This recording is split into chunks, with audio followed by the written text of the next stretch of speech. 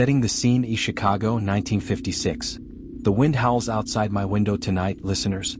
It's the kind of cold that seeps into your bones, the kind that makes you pull your coat tighter and walk a little faster.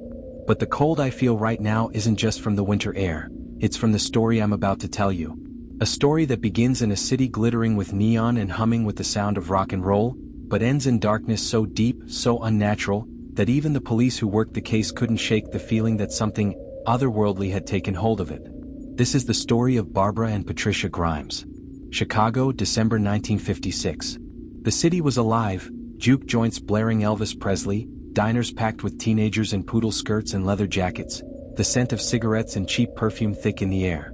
The war was over, America was booming, and for two sisters from the Southwest Side, life was about music, movies, and dreaming of the future.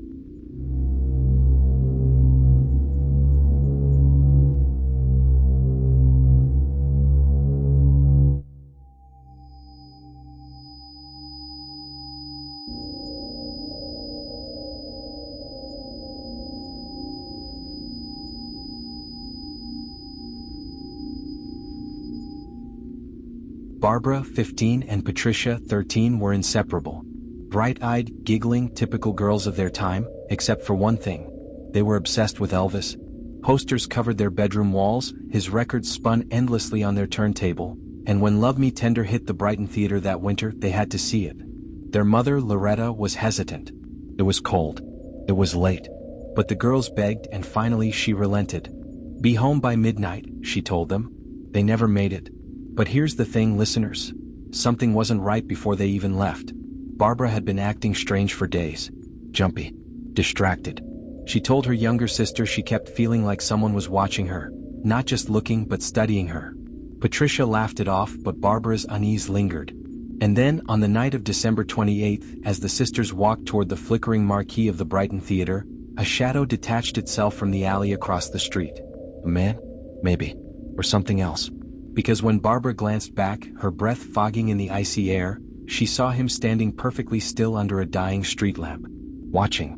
Waiting. Smiling.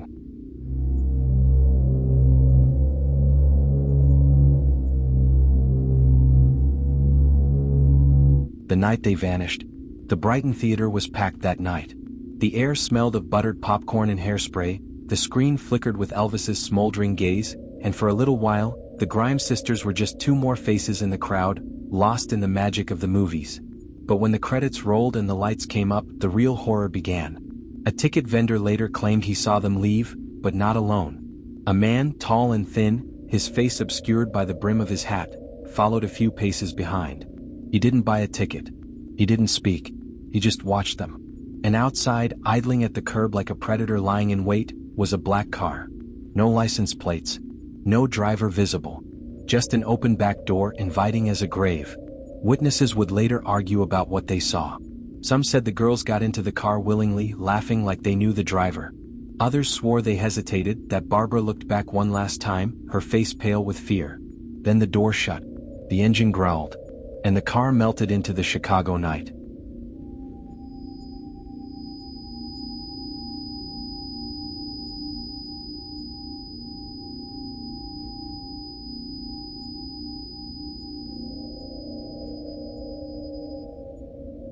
When Loretta Grimes called the police the next morning, the city mobilized. Flyers papered every street corner. Search parties scoured the frozen streets.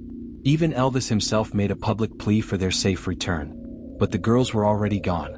Or were they? Because then the sightings started. A bus driver swore he picked them up days later, but they sat motionless, staring straight ahead, their skin too pale, their eyes too dark. When he tried to speak to them, they didn't answer. They just smiled. A waitress at a diner claimed they walked in one night, soaking wet, their clothes stiff with frost. She asked if they were okay. "We're fine," Barbara whispered. "We're just cold." And then there was the note. Left on the Grimes' doorstep, written in a shaky, childlike scrawl. "Don't try to find us. We belong to the night now."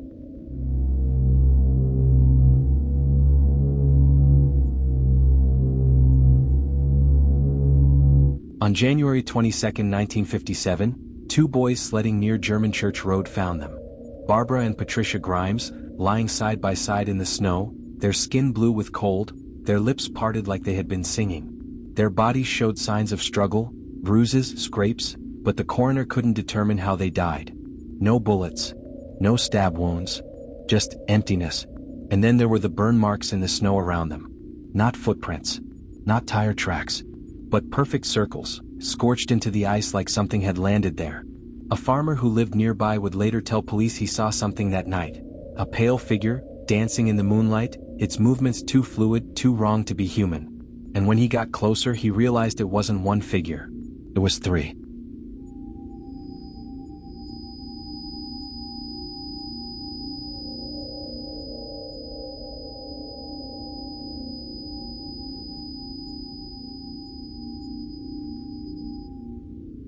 The police had suspects, of course. Benny Bedwell, a drifter who looked like Elvis, confessed, then recanted, screaming that they're still out there. Edward Benny Bedwell, another transient, was questioned but released. But then the whispers started. About a cult operating in the South Side. About missing teenagers who were never found. About a black car that still roamed the streets, its back door always open. And worst of all, the inmates at Cook County Jail swore that at night, when the wind was just right, they could hear singing from the empty cells. A soft, girlish voice humming "Love Me Tender." What you just heard was chilling, but the next story will make you question reality itself. Kuala Lumpur, 1987. The air in Kuala Lumpur was thick that year. Thick with the scent of sizzling satay and sticky sweet durian, thick with the hum of motorbikes and the laughter of children playing in the streets. But beneath the city's vibrant pulse, something darker stirred. Something hungry. Her name was Ong Mei Hong. 9 years old. Bright-eyed with a laugh like wind chimes. She loved skipping rope outside her family's apartment, chasing after stray kittens, and sneaking extra coins from her mother to buy rainbow-colored sweets from the corner stall. But in the weeks before she vanished, the neighborhood had grown uneasy. Parents whispered about a man, always just out of sight, lingering near the playground. Stray dogs disappeared overnight, their whimpers swallowed by the humid dark. And sometimes just before dawn, the old women at the market would cross themselves, murmuring about shadows that moved wrong, too tall, too thin, with fingers that curled like claws. Mei Hong noticed too. She told her mother she dreamed of a man with no face standing at the foot of her bed. Her mother told her it was just a nightmare.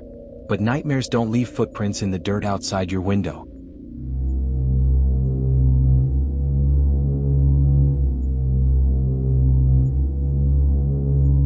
March 16, 1987. A day like any other. Mei Hong's mother handed her a woven basket and a few ringgit. "Go to Mr. Lim's shop," she said. "Get some rice and eggs. Come straight back." Mei Hong skipped down the alley, her sandals slapping against the cracked pavement. She never made it to the shop. But the shopkeeper saw her. "She waved at me," he'd later tell police, sweat beading on his brow. "But then, I saw him. A figure standing in the narrow gap between two buildings. Motionless. Watching." The shopkeeper blinked and the man was gone. But Mei Hong? She was still smiling when she turned the corner. The last person to see her alive was an old woman sweeping her porch. She swore she heard Mei Hong's laughter, bright, carefree, before it twisted suddenly into a scream. A scream cut short. For 3 days Kuala Lumpur searched.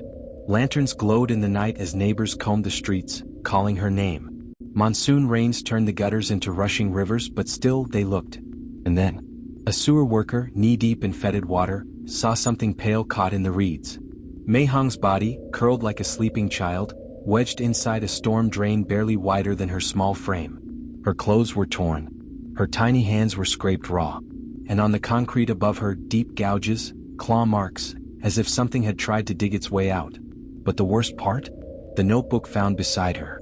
A single page, damp with rain, the pencil strokes smudged but still legible. "I want to go home." The city erupted. Newspapers screamed the story. Mothers clutched their children tighter. Police hauled in suspects, drifters, laborers, a mentally ill street vendor, but nothing stuck. Then the letters arrived. Sent to the Star, Burita Harian, even Mei Hong's grieving family. She cried so sweetly, one read, "Who will be next?" And the sightings began. A night watchman swore he saw a little girl in a soaked blue dress standing by the storm drain, her back turned. When he called out, she didn't move, but the water at her feet began to ripple, as if something beneath the surface was pulling her down. Officially, the case went cold. Unofficially, the whispers grew. Some said it was a lone predator, a monster who walked among them. Others whispered of a network, of children vanishing across Malaysia, their faces appearing in the dreams of strangers. But the oldest tales were the most terrifying. They spoke of the collector, a figure with elongated limbs and a mouth stitched shut, who stalked the city's forgotten corners, gathering lost things. Lost children. And in the months after Mei Hong's death, neighborhood kids woke screaming, their sheets drenched in sweat, all describing the same nightmare. A man with no face, beckoning from the foot of their bed. "Come play," he whispered. "Come play in the dark." The end? Or does the collector still walk among us? If you enjoyed these terrifying tales, don't forget to like, share, and subscribe. Your support helps keep the horror coming. And don't forget to hit the bell icon so you never miss a chilling story.